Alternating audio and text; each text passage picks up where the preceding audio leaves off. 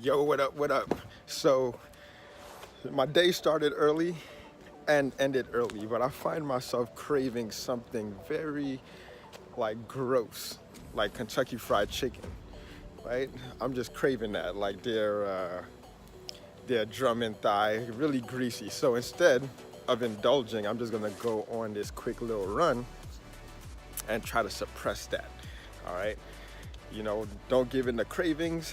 I know that's cliche as it may sound, but that's pretty much why I'm about to go on this quick little run and then get me something healthier to eat, like a post-workout shake or something.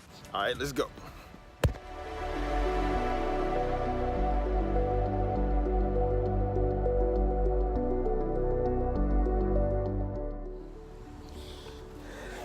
Now, a quick disclaimer, you don't always have to resort to extremes to suppress your cravings, right? You can always indulge in them, but like healthy habits instead of, indulging would also help accelerate your results.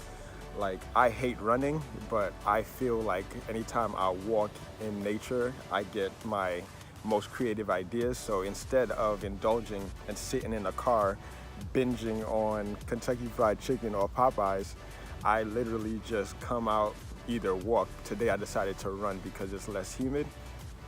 So yeah, just pick your poison and just course correct, right? Hashtag move more. Let's get it. Come on.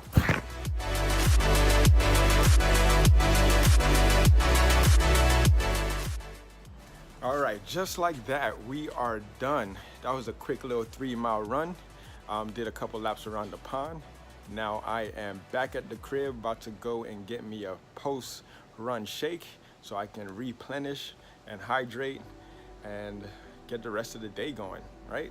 Anyways, I think I might be ending the video here. Hit me up in the comments, don't forget to subscribe, and just holla. Peace.